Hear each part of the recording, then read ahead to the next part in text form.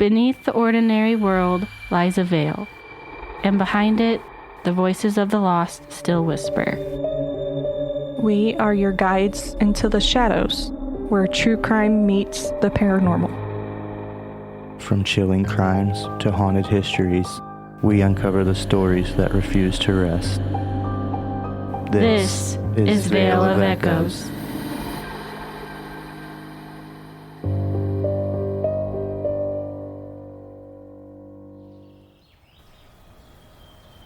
Deep in the mountains of Northern California, there's a stretch of forest where hunters stopped going. Not because of bears, not because of mountain lions, but because of something they heard in the dark.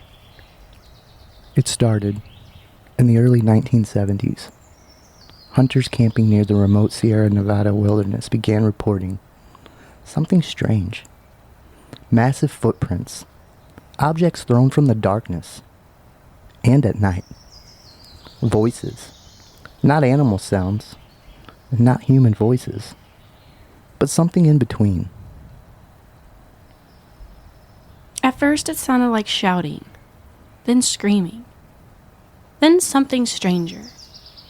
Rhythmic knocks, deep guttural calls, and eventually what sounded like language. Whatever was out there wasn't hiding. It was communicating. And in 1971, a group of hunters brought a tape recorder into the forest. What they captured that night still hasn't been explained. This is episode 49, The Sierra Sounds. Hey guys, and welcome back to Veil of Echoes, where the darkest crimes and the unexplained are told through immersive cinematic storytelling. We're your hosts. I'm Lindsay. I'm Zach. And I'm Bria. Before we begin, if you enjoy immersive true crime and paranormal storytelling, make sure you're following Veil of Echoes on your favorite podcast platform. Leaving a rating or review helps our stories reach more listeners, and we truly appreciate your support. You can also follow us on TikTok, Instagram, and Facebook for teaser clips, tarot-styled episode posts, and behind-the-scenes content. Our story begins in the early 1970s, deep in the Sierra Nevada mountains of California. This region is vast, miles of dense pine forests, rugged terrain, and long stretches of wilderness where you can walk for hours without seeing another person. For hunters, it was paradise. Elk, deer, remote camps. But several men who hunted the area began noticing something strange. Huge footprints around their campsite. Footprints much larger than a human's. At first, they assumed it was a hoax, until things escalated. Objects began appearing around their camp, rocks, branches, even large chunks of wood thrown towards their tents. But the most unsettling part didn't happen during the day. It happened at night. After dark, something surrounded their camp, and it was loud. Deep howls echoed through the forest, followed by what sounded like multiple creatures communicating back and forth. The men described the sounds as powerful and emotional, almost like arguments or conversations. So if you're camping in the middle of nowhere and something large began circling your camp at night, would you stay and investigate or leave immediately? I'm fucking staying. Yeah, I mean, he's just throwing it towards you. No one's got hit yet. Yeah. I mean, it could always be worse. There was no one was attacked, so True. At this point, it seems like maybe it was trying to communicate. I mean, maybe it was in distress. I mean, a lot of animals or creatures out there when they're in distress, bears, mountain lions, and they've all succumbed to the point where they saw a human and asked for help. So at this point, maybe either it was having a problem, or its baby was in trouble, or its mate was in trouble, and at that point, it was trying to reach out. Trying to get the attention of somebody. Yeah. But, I can see that. I mean, we're humans. If you're covered in fur and 8 foot tall, of course, we're going to be like, what the fuck? Yeah. That doesn't mean technically, shoot wasn't it. cavemen like tall, Neanderthals. Yeah, they were Like- your Neanderthals. So hairy? I mean, we're hairy, but I mean like hairy. They get their Yeah. height from the Anunnaki. Yeah. But then you're seeing these huge ass footprints. But how big are these footprints? you know, it kind of reminds me. Like last night, I watched on Netflix. There's the dinosaur documentary that Steven Spielberg did, and it just came out. There's only 4 episodes. There's a dinosaur in it. It's the Dilophosaurus, and you're watching it hunt, and all of a sudden you hear it. You just like kind of see its gaze start looking around, and you hear something calling for it, and it starts walking towards it. That is me walking towards the noise. See, from the trailers what of is that, I this? thought it was like Netflix's version of Jurassic Park. So I put it on, and I was like, "What do you got going on?" And then it started with the documentary voice, and I was like, "I'm not in the mood Yeah, for Morgan Freeman. it." Like, I'm not. If I'm gonna watch, I gotta probably be daytime, guys. Yeah, Morgan Freeman doing Every time. doing the voice there Every was time. fantastic. Because I mean, if you're not gonna use Morgan Freeman, who else? Snoop Dogg. Hey man, it's a motherfucking dinosaur. You know, that would have been fantastic if they would have used Snoop Dogg. Both of them just simultaneously back and forth. Because, I mean, you already seen him narrate snakes and lizards going at each other. That's what we need for a documentary. Snoop Dogg and Morgan Freeman, just back and forth. Morgan be like, well, at this time, and Snoop Dogg's like, nah, motherfucker, what happened was, this is what actually happened, bruh. I was rolling up that good kush and smoking that, sipping on gin and juice, and I saw Bigfoot. We could be like Dusty Slay and completely not believe in dinosaurs. Dinosaurs are 100% real. I We could like be- my dinosaurs. We could be part of that group that they believe folks are just walking around burying giant bones. Yeah. Well, hello, Hello! Miss Precious. Sounded like Mrs. Doubtfire. Well, hello. That part fucking smacks the pie on his face like, well. Yeah, I would probably stay just a little bit. Just to see. Yeah, What is situation. Keep your distance. Because then if you're pack up and leave immediately, I feel it'll chase you anyways. Yeah. Mm-hmm. Might as well just You're stay screwed there if and you do, figure you're it out. screwed if you yeah. Damned if you do, damned if you don't. Yeah. You might as well just say fuck it and stay and be like, all right, bitch, where you at? Right. Yeah. I know you're hiding behind one of them cedar trees. All you gotta do is just come right on out. Exactly. Well, another thing they need to take into mind that these are still creatures. They still have fears and they still have things that we feel. So they're seeing something they never seen before, and they're probably like, "What the fuck is that?" Right. Here's the thing: if you're gonna throw something at me, you better be prepared. I'm gonna throw something back, bitch. Yep. You better have better aim, sir. Yeah, exactly. Exactly. If you're gonna throw shit at me, I'm gonna throw it back at you. I pulled Right. Dedrick Flynn and whip my slingshot out. Just like yesterday, driving down the highway, we watched a road rage incident, and this Oh, guy shit. just took his water bottle and went, "Wow!" Damn. To the. I could have swore it probably dented this dude's car. Oh my god. Well, it's better That's than how me and hard he Bria's threw road rage on GTA last night. I went to buy a house and we were looking at it. There's people throwing a party at the pool, so me and Bria beat the fuck out of them, and then I bought the house. I'm like, what are you doing in my pool? She was chasing one person. They came running around the corner, and I just hit them with a right hook, and they would ragdoll. I was like, this is great. Yeah. It was Yeah, I played the newest Doom yesterday. fun. Oh yeah. It's good. Yeah, I like it. You know, I don't think I've ever played. I Doom. played. I know what it is. I've never played it. Oh, you would like it. Which one was it? I played one of them on Xbox. I didn't finish it yet.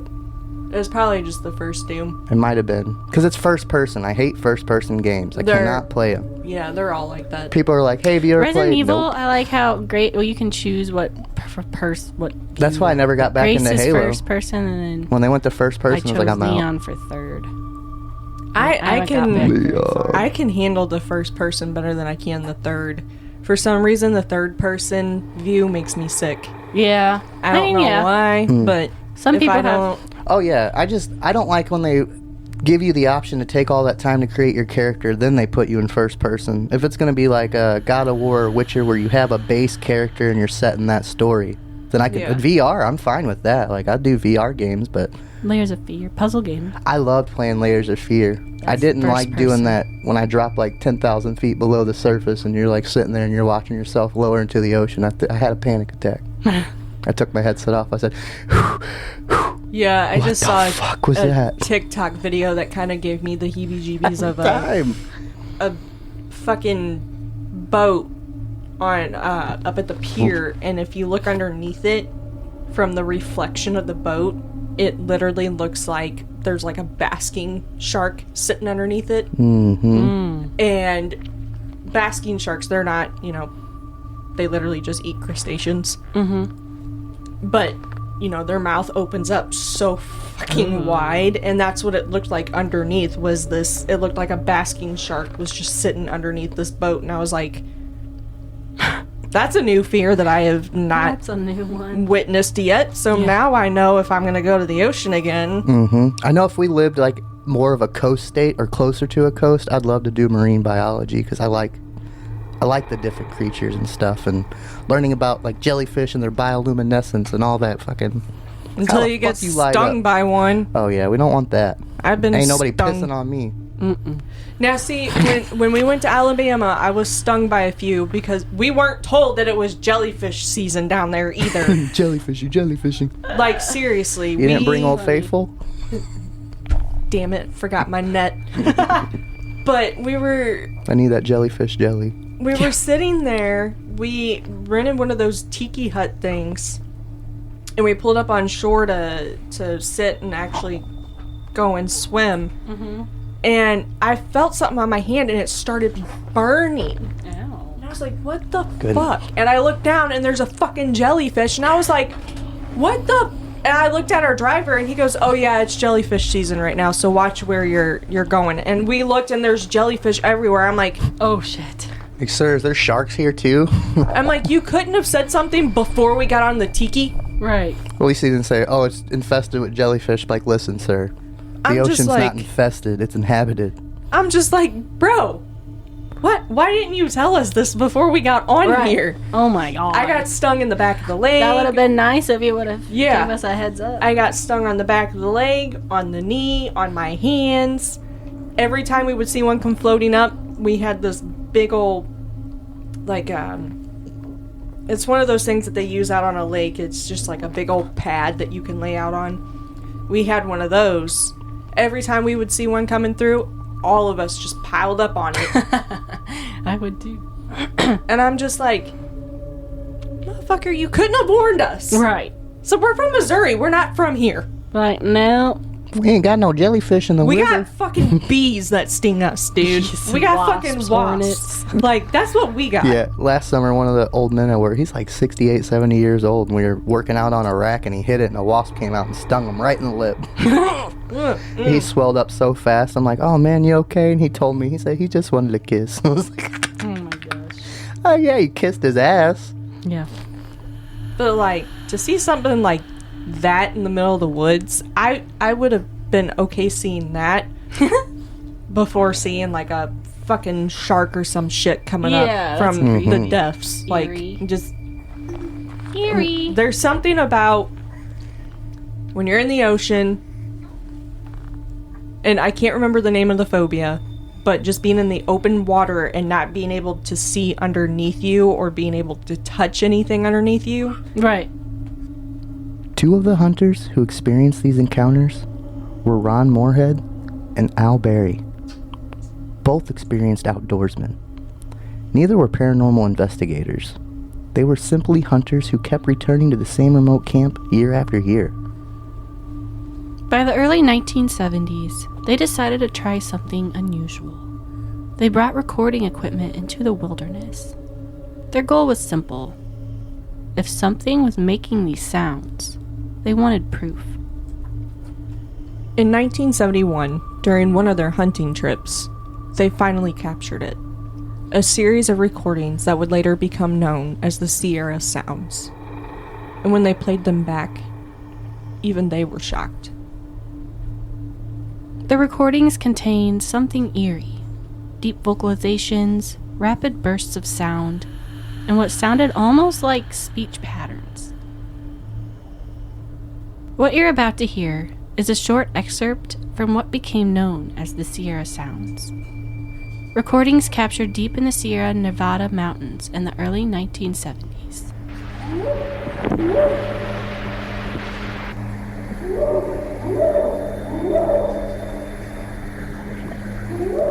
The voices were incredibly loud. Researchers later estimated the volume would require lungs far larger than a human's. Some of the calls sounded like screams, others like laughter. But the strangest recordings sounded like conversation. Two different voices responding to each other, almost like a dialogue. Not random noises. Structured, rhythmic, as if they were speaking a language we didn't understand. If something in the wilderness sounded like it was speaking, but not in any language you recognized, what would you think it was? Some sort of animal at first, probably. Animal or someone trying to fucking play mind tricks on you because they're fucking assholes. Yeah. Like, that's what I could think of too, is one, especially with some of the like the eerie sounds some animals make, like your mountain lions, how they sound like fucking women screaming and shit. That would is creepy. Creep me the fuck out. But then I'm also like, if it's like this type of language, or like banging on stuff. Yeah, I'm like, who the fuck's out birds? there trying to fucking mess with me? Yeah. Think about all these different birds we have that can perfectly mimic and mock construction equipment, human voices, audio sounds. Yeah, I was about to say, look at ravens. They're insane. I want one. I know. I gotta do get too. Vale and Echo. I want one. Yeah, and I don't like birds. I know. But that's the one, like, I would own that bird and a kookaburra. A kookaburra. I told Brit, oh, he's only like this big, but it's an owl. Yeah, and I was like, I like owls him. are so cute. Owls are cute. They can be aggressive. I know. Some of them just look like... Let me put it to you this way. When one of the people that we work with, they do, like, it's Wildlife Command Center. And they also have, like, a little thing where they'll take some of the animals to certain events and let people hold them and whatnot. Well, they brought one of their owls into work one day. And all the girls were like, you need to go up and hold it. And I was like, nuh-uh, I'm not, no. It's a fucking bird. I don't do birds, no. So, they finally made me do it. This motherfucker, I had him on my hand. And I was talking, I just had my head turned for just 2 seconds. And I turned back around and this motherfucker was staring me straight up. And I was like, I looked at the guy who does all of it and I said, take it back. Take it back. Looking through your soul. I mean, it had fire orange eyes and it was just staring. And I was like, Lindsay. I'm out. Bye. He was just admiring. Have a good day. Oh no, he was admiring, trying to figure out what part of my eyeball he was going to peck out and eat. That's what he was fucking doing. He was like, yeah, you see that left eyeball? He goes, I know that's the one that's got the astigmatism, so I'm going to go for the right one.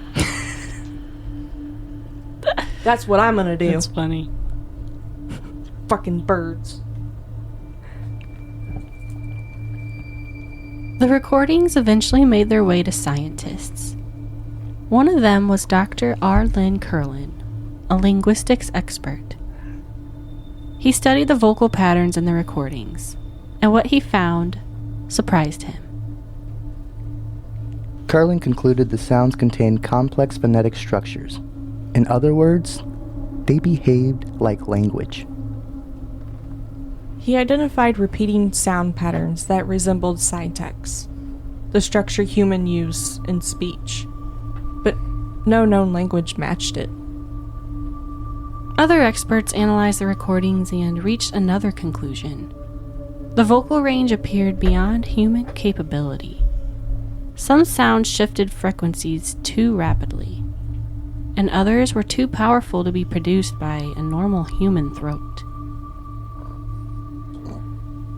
So if experts can't explain what created these sounds, does that make the mystery stronger, or do you guys think there's still a logical explanation?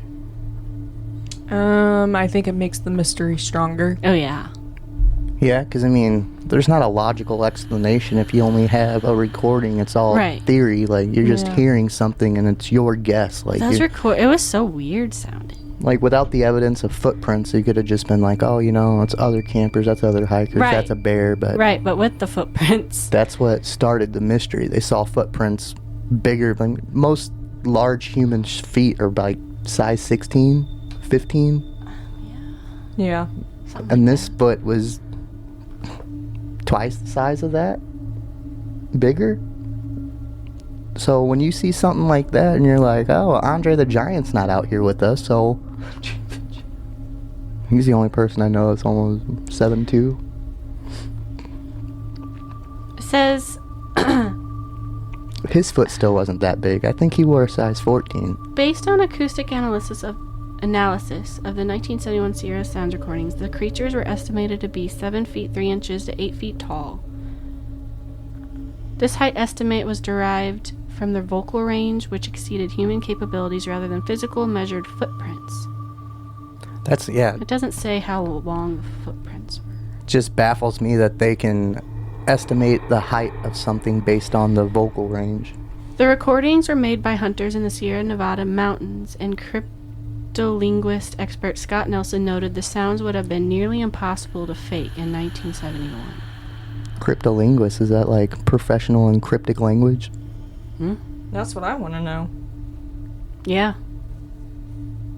But then right here, talking about an odd job. Prints, hold on, it says it measured to be 16 inches.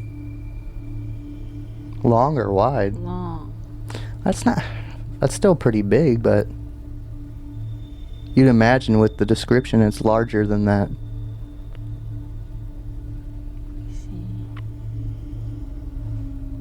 Oh yeah, I remember seeing that photo. This is a frame they took. Bigfoot. Oh yeah. I hope he's out there. I mean, I think so. You can only hide for so long. Yeah, the prints measured 16 inches and plaster casts were made. Well, just think about it. Most of this times, stuff was still being built, tore down. The forest the woods were being taken down to build new cities and buildings. It was only the 70s, so they were probably stirring up these creatures. Yep. Oh, okay, so I'm sorry. The 16-inch prints were okay, so these, I don't know how big the ones in this area were, but in another area in the Six Rivers National Forest, those footprints were measured to be 16 inches, and that's also in California. We need to get a few EMFs and stuff, and we need to go fucking camping in the woods, and then we need to go do a few paranormal houses. And I have EMF readers. Yeah. We just need to leave the recording on. I want to see Bigfoot. Now I want to play Red Dead and see Bigfoot. I want to see a Wendigo. Yeah, I want to see Wendigo. I want to see a Wendigo. I want to see all these things. I want to see the witch and the Christmas story thing. I want to see that one vampire. What was it? Grayla. I want to send you that one vampire. I don't know that other one. You. What was that other one's name? The creepy one. The witch. Grayla's not creepy enough? She was the one who owned the cat. Yeah, the fucking Yule cat. That's the other witch is the one, like, if it's not clean enough, she'll... Siri's only like 15 pounds. Oh yeah, she'll fucking kill you if you're stone you to death. Yeah. You ain't got no new clothes, dead. Yeah, I can't get over that. Like, shit. Who the fuck is this girl? Grayla. The Sierra Sounds quickly became tied to one legend. Bigfoot. Also known as Sasquatch. A creature reported for centuries across North America.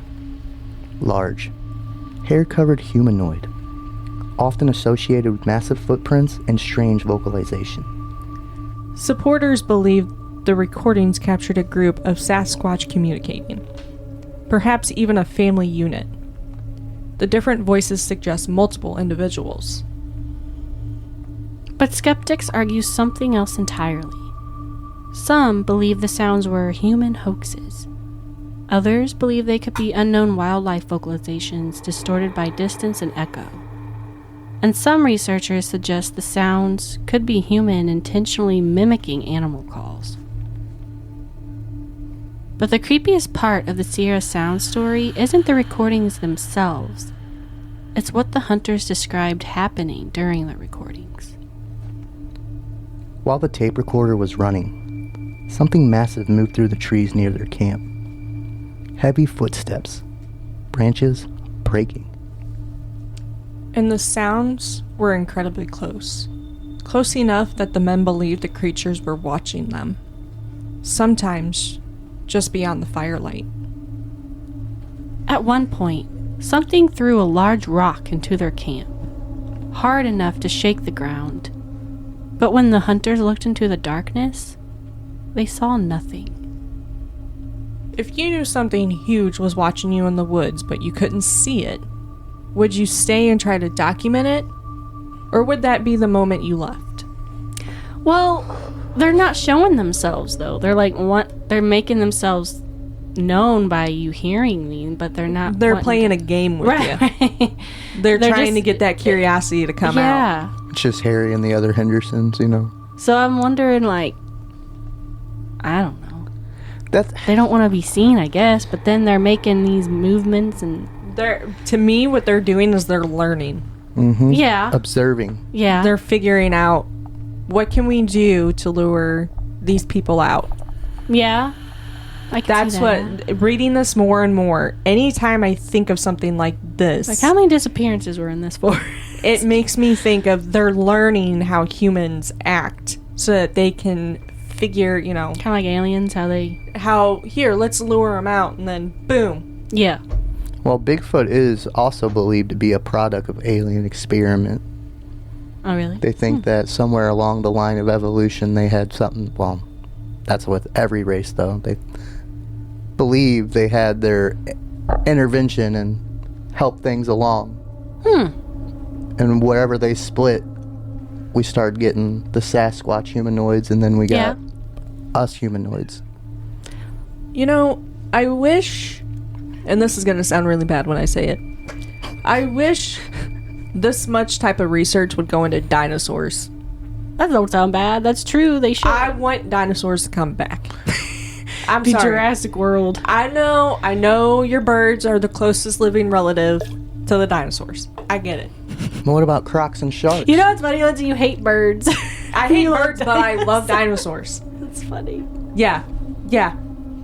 It's the weirdest thing ever. They just don't look the same. Well, no, they... Okay, let me take that back. They don't look like the cute dinosaurs anymore. Well, I mean, birds are cute. I don't know. Never but mind. have you heard I think Have you ever heard the sounds of a T-Rex, though? What they think it is? What they think? What they think it Wait, sounded maybe. like. Wasn't it not as scary sounding? Oh, no. Or is it scary sounding? Very, very... Bird? Well, you think of a creature the size of a T-Rex, and then think about a lion. A lion's roar at its size, with you in a distance, you could probably still feel the vibrations. Just you wait. Compared to what we think they sounded like. So how... Oh. So, you watch Jurassic Park. Yes. You think they sound like this. Scary. That's what you think they sound like. Literally sounds like a bear that sounds like a camel. Yeah. That's what they believe it actually sounded like. Uh-huh. That sounds like a different tone of a lion. That sounds like a motherfucking... That's what they think it's... Yep. That's the think. Yep, that is exactly what they think it sounds like. Interesting. But could you imagine that? Running for your life, and you can't see that, but you can hear that. That would creep me the fuck out. Does sound like a camel. I would much rather hear it fucking roaring at the top of its fucking lungs rather than make that shit. True. Like... Well, the people who completely dismiss dinosaurs, like we don't have creatures here that are massive still alive and around today just because they're in the ocean. Like, we have elephants. Elephants, yeah, they're not as large as dinosaurs, but that's still a structure of an animal. I firmly believe that the megalodons are still in the ocean. Well, they say how much is not discovered yet of like the ocean? 90% of the ocean. Exactly. We've only So who discovered, knows? I think they said, now it's 12% or some shit like that, but it's, there's blue whales that they have witnessed dive, because blue whales are the only ones right now that can actually dive deep enough. It says only about 5% to 20% of the Earth's ocean has been directly explored or mapped in detail, with over 80% remaining unmapped, unobserved, and unexplored. Mm-hmm. Now you're wondering why everybody roughly thinks we're trapped inside a fucking dome. To 27% of the seafloor has been mapped using high-resolution sonar as of 2025. Less than 0.001% of the deep ocean floor has been directly observed by humans. Yep. Ugh. And I mean, you gotta think about it. Mariana Trench and shit. That's creepy. And that's what makes me think that that's where the megalodons are sitting, because... Like, I know, you know, obviously when the asteroid hit, it but caused the cover. Wouldn't they be safe more in the ocean, you'd think? Like, if you're that deep? You would think, but you also got to think of the ocean temperatures. Oh, yeah. Because when the asteroid hit the Earth, it caused a global ice age. Did they find where this asteroid hit? I think they did, but I'm not I think so. I just don't remember exactly where. Sure, but... they have an idea, I think, where it hit. Yeah. I just want to see Pangea. Yeah. The one great continent. Before Well, it yeah, because split. don't they kind of, they all kind of all connect if you put them together? Yeah, if you put them, essentially, it just, what they did is they just crumbled apart from each other. Yeah. That's interesting. And actually, if you go in, I think it's Utah, you can find the largest set of fossilized dinosaur footprints from a herd. Yeah, because wasn't that area like our hot spot in the prehistoric? Yes. Yeah, that's where most of our stuff's been found. Like Utah up in that area, that's where a lot of your fossils are coming from. Yep, we had a lot of desert dwellers. Yep. But back then it was probably a little different. It's interesting. It's amazing the evolution of it is dinosaurs and how, you know, it makes my head hurt think of it all. It does. Honestly. It really does. Yeah. But I mean, that's why I wanted to be a paleontologist. That would be for fun, a long though. time. That'd be cool. That was like my biggest dream, was to become a paleontologist, and then I discovered snakes. Well, hey, they're cool still. They're just tiny little dinosaurs. Yes. That still try to kill people. Yes. Till And they you're bring gonna say back- reptiles aren't dinosaurs, though? I feel like they look more similar than birds. You would think, but there's a lot more research that's coming out on dinosaurs where a lot of them were feathered. And they had beaks. Some had beaks. Okay. It's just, I don't know, like a alligator reminds me more of a Well, dinosaur. you did have the super croc back in, what was it, the Cretaceous or the one? I can't remember if it was the Cretaceous. Oh, that or was the I'm an Triassic. idiot. I was thinking of the fuck is woolly that thing mammoth. That's not a called? dinosaur. No, there was a movie Ice Age. based off of it. I think it was called Super Croc- Crocodilla or something. Yeah. There was also the Titanoboa. Oh yeah, they're trying to bring him back. Well, how big is that thing? Big enough. Too big. Like bigger than... Well, you think of a boa; those things get 20 plus feet. Now you got a Titan boa, and they're easily 60 feet plus. You know, like If you not got semi more. trucks. Jesus Christ. Semi trucks worth of snakes. I've Just had nightmares of those and things. that's little. 42 to 50 feet. Jesus Christ. How big around, though? Let's see here. Huge. Weighing over 1 ton. Holy cow. 2,500 pounds. Christ. I could lift it with a forklift. And they don't even really have bones, do they? They have a skeleton, Cartilage? but... Was a prehistoric carnivorous snake that lived approximately 58 to 60 million years ago. So Within- my question is, when this asteroid hit, what survived? A few things. Mostly like a lot You of know. your plants, which But then, like, how Is did weird. we come here? Micros. that's a good question. Anunnaki.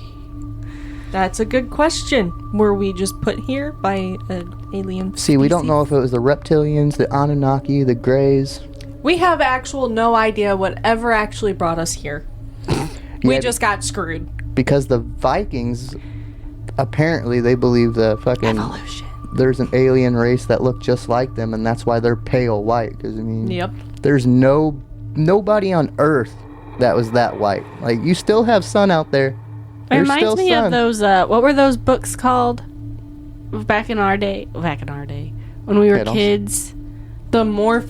Yeah, The morph yeah, books. and then on the- Animorphs. Yes, Animorphs, yes, yes. that's what it's reminding me of. I Yep. read that hawk one too many times. I don't know what it was. Those about. are really popular. I remember They at were, yeah. the book fair and stuff. Oh my god, those were like sought after that, and obviously your Goosebump Oh, books. yeah, yeah. But those were like the most sought after. And it was Yes. always because you thought you could turn into an animal. But then if you look at it, I mean, it's evolution, right? Is that Yeah, what- it's evolution. Yeah, when it came to Goosebumps, I stuck to 3 main ones I really liked.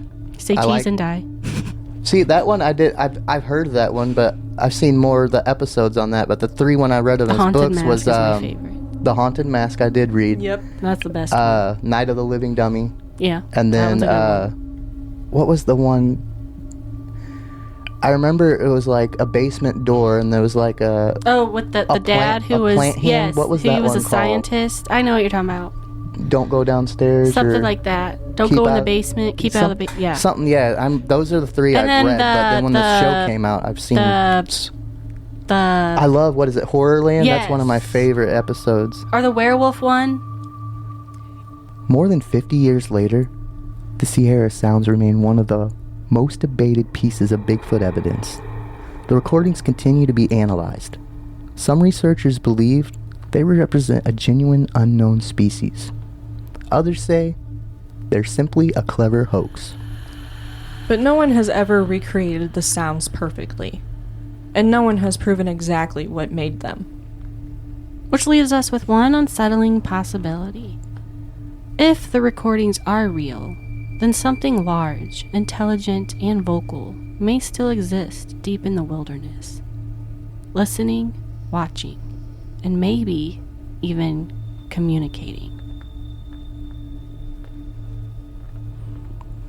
After hearing the Sahara Sounds, what do you think they are?